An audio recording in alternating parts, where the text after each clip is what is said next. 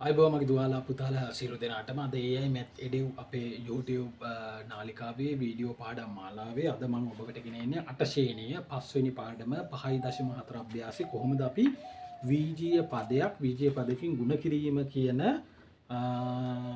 මාතෘකාව යටතේ එන අභ්‍යාසයේ ගැටලු ටික විසඳන්නේ. සුළු කරන්න කියලා දීලා තියෙනවා A ගුණ කිරීම 2b. මේකේ උත්තරේ කොහොමද එන්නේ? මුලින්ම අපි මේකේ සංඛ්‍යා ටික හදනවා. A ඉස්සරහෙන් තියෙන සංගුණකය කියන්නේ 1. ඒක ගුණ කරනවා B ගේ සංගුණකය කියන්නේ 2. ඒක අපි වෙනම ගුණ කරනවා.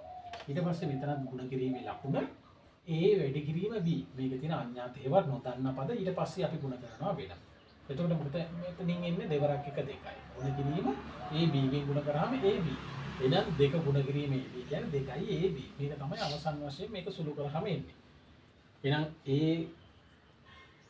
පදය 2b ගෙන් වැඩි කරාම අපිට එන්නේ 2ab කියලා පදයක්. මෙන්න මේ විජය ප්‍රකාශනය අපි සුළු කරාම මෙන්න මේ ආකාරයේ විජය ප්‍රකාශනයක් අපිට ලැබුණා. අපි රෝම ඉලක්කම් 2 බලමු. රෝම ඉලක්කම් 3 බලමුකෝ.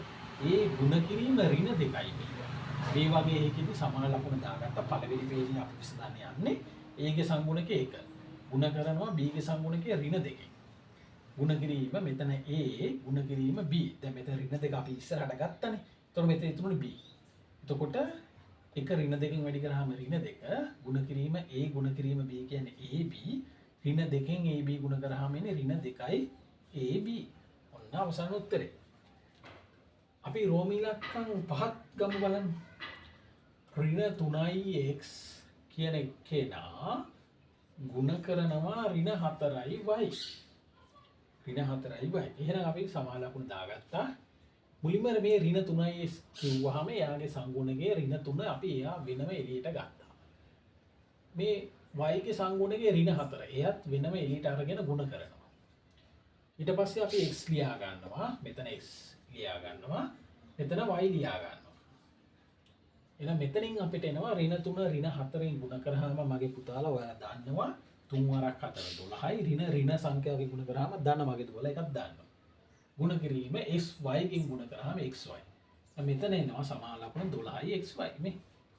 හරිම සරලව අපිට ගණන් ගැටලුව විසඳන්න පුළුවන්. අපි බලමු රෝම ඉලක්කම් 9. එතන තියෙන AB ගුණ කිරීම C ගුණ කිරීම ඍණ 4යි x කියලා තියෙනවා. හරිද? සමාන ලකුණක් දාගත්තා. මුලින්ම අපි කරන්නේ ඉලක්කම් ටික මේ වීජීය ප්‍රකාශනයේ ඉලක්කම් ටික මුලින්ම ගුණ කරලා ඉන්නවා.